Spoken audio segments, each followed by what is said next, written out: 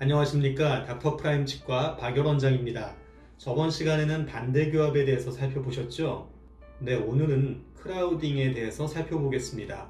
치아들이 전체적으로 고르지 않은 경우를 크라우딩이라고 말합니다.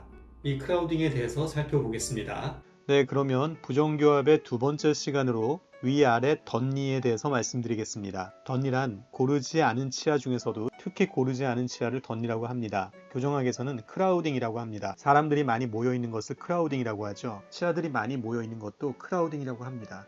앞 시간에서도 말씀드렸다시피 정상적인 치아는 치열이 아주 고르고 각도도 좋습니다. 그런데 그런 분들은 많지가 않죠. 그럼 이렇게 치아들이 고르지 않고 덧니로 나는 이유가 무엇인지 한번 알아보겠습니다. 이 사진은 입을 벌리고 위 치아들을 찍은 사진입니다.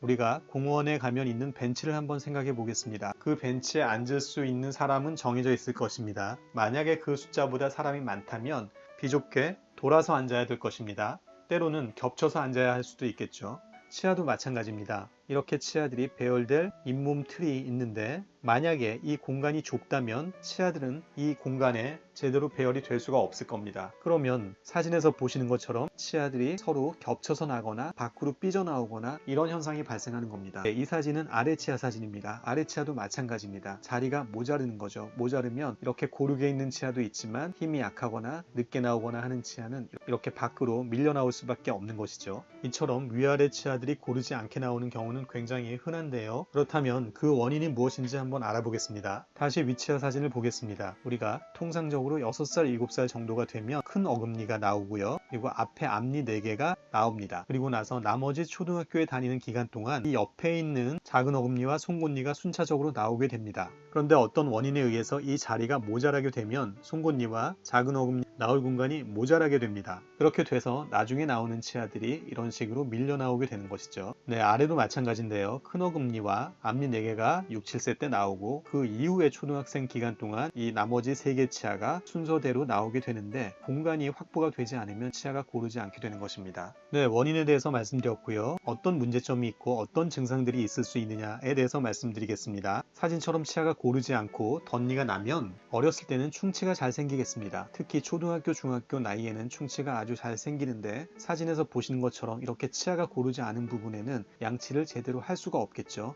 아래도 마찬가지입니다. 이런 부분은 양치를 할 수 없을 뿐더러 양치를 한다고 해도 칫솔모가 이 치아 구석구석으로 닿지도 않겠습니다. 네, 앞에서도 보시면 이미 여기도 충치가 생겨 있는데 이런 부분, 이런 부분, 이런 부분 양치가 잘 될 수 없습니다. 그리고 충치는 중학교, 고등학교 올라가면서 그 발생 빈도가 점차 줄어듭니다. 하지만 20세가 지나고 성인이 되면서 충치만큼 더 문제가 되는 것이 잇몸 질환이 되겠습니다. 사진에서 보시다시피 충치가 잘 생기던 부위에 잇몸 질환이 발생하기 시작합니다. 치아 둘레를 삥 돌아가며 도랑 같은 것이 있습니다. 이 도랑이 존재하는데 이 도랑으로 음식물 찌꺼기나 이런 것이 오래 잔류가 되면 그 부위에 잇몸뼈가 서서히 없어져서 성인이 되면서 점점 잇몸이 나빠지게 되는 것이죠.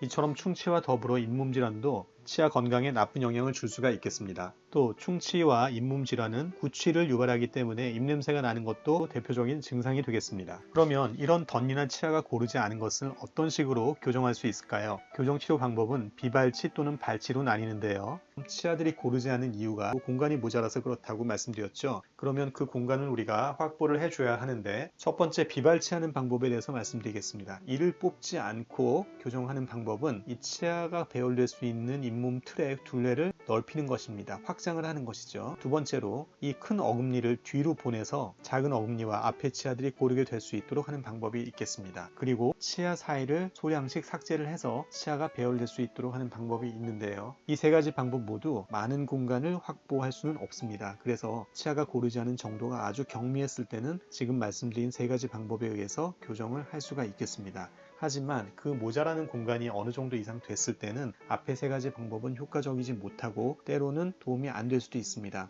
그럴 때는 발치를 통한 교정을 하게 되는데요. 발치를 한다는 얘기는 양쪽에 작은 어금니를 2개, 아래 2개 이런 식으로 그 발치된 공간을 활용해서 나머지 치아들이 가지런하게 배열이 되는 것입니다. 자, 이상으로 오늘은 치아가 고르지 않은 상태, 덧니, 크라우딩, 다 같은 말인데요. 이러한 부정교합에 대해서 말씀드렸습니다. 잠시 정리를 해보겠습니다. 원인은 큰 어금니와 앞니가 6, 7세 때 나오고 나머지 초등학교 기간 동안 그 사이에 있는 송곳니와 작은 어금니들이 나와야 되는데 그 기간 동안 그 공간이 잘 관리되지 못해서 그쪽 치아들이 고르지 않게 나고 덧니가 나고 하는 것입니다. 증상은 초등학교, 중학교 때는 주로 충치, 고등학교, 대학교를 넘어가서 성인이 되면은 잇몸 질환으로 발전하게 될 확률이 높습니다. 입냄새가 나는 것도 대표적인 증상이고요. 특히 문제가 되는 것은 치아들이 고르지 않으면 충치 치료를 하더라도 치아 배열은 변하지 않기 때문에 그 이후에 충치 치료한 부위 또 재발할 수 있기 때문에 그 부위에 각별히 관리를 해야 하는데 이것이 쉽지 않다는 것이 문제가 되겠습니다. 세 번째로 치료 방법에 대해서 말씀드렸는데요. 치료 방법은 비발치라는 방법이 있고 발치를 하는 방법이 있습니다. 비발치라는 방법은 전체적으로 치아 틀을 확장을 시키거나 어금니를 뒤로 보내거나 치아 사이를 삭제를 해서 공간을 만들거나 하는 방법이 있는데 이 방법은 아주 경미하게 고르지 않은 정도에서만 효과적인 치료법이 될 수 있다는 말씀 드렸고요. 작은 어금니를 발치를 하고 나서 나머지 치아들을 고르게 하는 발치 교정에 대해서도 말씀드렸습니다. 이상으로 오늘은 부정교합의 두 번째 시간으로 고르지 않은 치아 덧니에 대해서 말씀드렸습니다.